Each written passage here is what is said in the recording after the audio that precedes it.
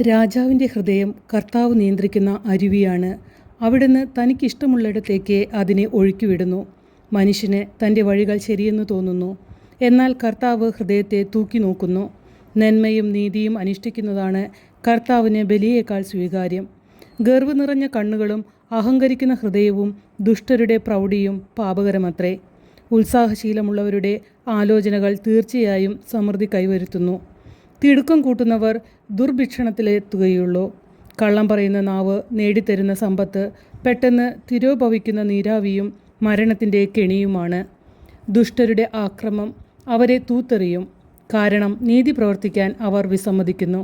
തെറ്റ് ചെയ്യുന്നവരുടെ മാർഗം കുടിലമാണ്, നിഷ്കളങ്കരുടെ പെരുമാറ്റം നേർവഴിക്കുള്ളതും. കലഹക്കാരിയായ ഭാര്യയോടൊപ്പം വീട്ടിനുള്ളിൽ പാർക്കുന്നതിനേക്കാൾ മെച്ചം തട്ടിൻപുറത്ത് ഒരു കോണിൽ കഴിഞ്ഞുകൂടുകയാണ്. ദുഷ്ടൻ്റെ ഹൃദയം തിന്മ അഭിലഷിക്കുന്നു, അവൻ അയൽക്കാരനോട് ദയ കാണിക്കുന്നില്ല. പരിഹാസകൻ ശിക്ഷിക്കപ്പെടുന്നത് കണ്ട് സരളചിത്തൻ ജ്ഞാനിയായി തീരുന്നു. ബോധനം ലഭിക്കുമ്പോൾ ബുദ്ധിമാൻ ജ്ഞാനം നേടുന്നു. നീതിമാൻ ദുഷ്ടൻ്റെ ഭവനം നിരീക്ഷിക്കുന്നു, ദുഷ്ടൻ നാശത്തിലേക്ക് വലിച്ചെറിയപ്പെടുന്നു. ദരിദ്രൻ്റെ നിലവിളക്ക് ചെവി കൊടുക്കാത്തവന് വിലപിക്കേണ്ടി വരും, ആരും അത് കേൾക്കുകയില്ല. രഹസ്യമായി ചെയ്യുന്ന ദാനം കോപത്തെയും മടിയിൽ തിരികെ കൊടുക്കുന്ന കൈക്കൂലി കടുത്ത രോഷത്തെയും ഒഴിവാക്കുന്നു. നീതി നിർവഹിക്കപ്പെടുന്നത് നീതിമാന്മാർക്ക് ആനന്ദവും ദുഷ്കർമ്മികൾക്ക് പരിഭ്രാന്തിയും ഉളവാക്കുന്നു. വിവേകത്തിൻ്റെ മാർഗത്തിൽ നിന്ന് വ്യതിചലിക്കുന്നവൻ മരിച്ചവരുടെ ഇടയിൽ ചെന്ന് പാർക്കും. സുഖലോലുപൻ ദരിദ്രനായി തീരും, വീഞ്ഞിലും സുഗന്ധതൈലത്തിലും ആസക്തി കാട്ടുന്നവൻ ധനവാനാകുകയില്ല. ദുഷ്ടൻ നീതിമാന് മോചനദ്രവ്യമാണ്, അവിശ്വസ്തൻ സത്യസന്ധനും. കലഹക്കാരിയും കോപശീലയുമായ ഭാര്യയോടൊത്ത് കഴിയുന്നതിനേക്കാൾ നല്ലത് മരുഭൂമിയിൽ ജീവിക്കുന്നതാണ്. ജ്ഞാനിയുടെ ഭവനത്തിൽ അമൂല്യനിധികൾ ഉണ്ടായിരിക്കും, ഭോഷൻ സമ്പത്ത് ദൂർത്തടിച്ചു കളയുന്നു.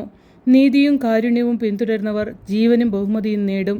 ജ്ഞാനി പ്രബലരുടെ നഗരത്തെ ഭേദിച്ച് അവർ ആശ്രയിക്കുന്ന സങ്കേതം നിലം പതിപ്പിക്കും. സ്വന്തം അധരങ്ങളെയും നാവിനെയും നിയന്ത്രിക്കുന്നവൻ ഉപദ്രവങ്ങളിൽ നിന്ന് രക്ഷപ്പെടുന്നു. അഹങ്കാരിയും ധിക്കാരിയുമായ മനുഷ്യൻ്റെ പേര് പരിഹാസകൻ എന്നാണ്. അവൻ ആരെയും കൂസാതെ ഗർവോടെ പ്രവർത്തിക്കുന്നു. അലസൻ്റെ ആഗ്രഹങ്ങൾ അവനെ കൊന്നുകളയുന്നു, എന്തെന്നാൽ അവൻ്റെ കരങ്ങൾ അധ്വാനിക്കാൻ വിസമ്മതിക്കുന്നു.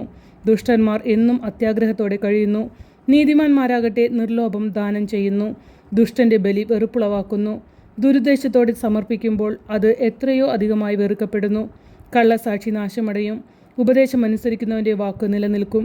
ദുഷ്ടൻ ധീരഭാവം നടിക്കുന്നു, സത്യസന്ധൻ സ്വന്തം നടപടികളെക്കുറിച്ച് ഗാഢമായി ചിന്തിക്കുന്നു.